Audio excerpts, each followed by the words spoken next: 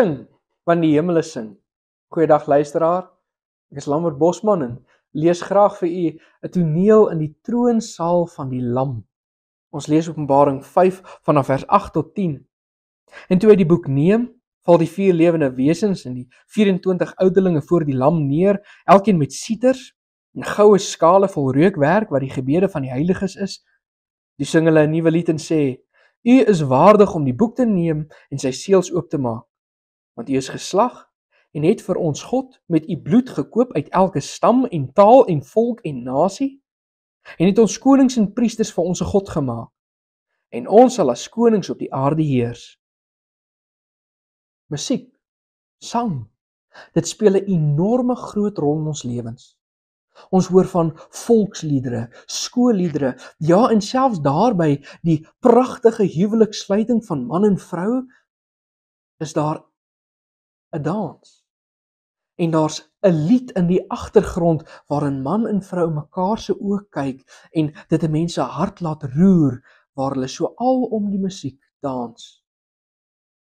Dalk ken jy die film August Rust wat sê musiek is oral, luister net. Maar luisteraar, as musiek so belangrik is in hierdie oomblikke van die lewe wat ons nou ervaar, hoeveel te meer nie vir die lewe hierna nie. Is jy reg om jou plek in te neem in die hemelse koor van God? Om te begin sing wanneer die hemelse dirigent jou aandui? Hier in Openbaring 5 is dit wel simboliese taal en daar word vir ons kommunikeer iets van die troonsaal van God. Maar die kykie wat Johannes onder leiding van die Heilige Gees ons laat sien, is nie 'n doodse begrafnisagtige stemming nie. Nee, oral klink daar lewe. Dis 4 lewende wesens en die ouderlinge wat 'n nuwe lied sing.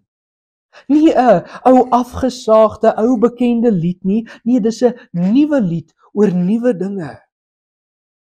Die Lam het sy bloed gegee vir sy kerk.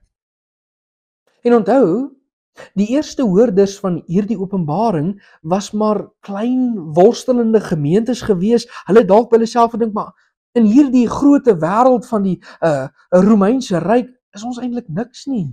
Boonop word ons eintlik vervolg en ons probeer net oorleef. Maar vir hierdie eerste hoorders, maar ook vir ons, roep die apostel Johannes ons op om hoër te kyk. Verder as dit wat ons hier beleef, verder as nie alles is te vergeefs van die prediker. Hy roep ons op om hoër te kyk, nie na dit wat onder die son is nie, maar dit wat bo die son is, na die duisende en duisende engele wat saam vergader, en die hele skepping wat saam sing oor die waardigheid van die Lam. En wat sing hulle? Hulle sing van Christus wat oorwin deur te sterf. Van die Lam van Juda wat gelyktydig leeu is. Geslag, maar lewend. Wat geslag is, nie net om slawe los te koop, sodat ons as slawe die Here sal dien nie, hy maak ons volgens vers 10, konings en priesters vir hom.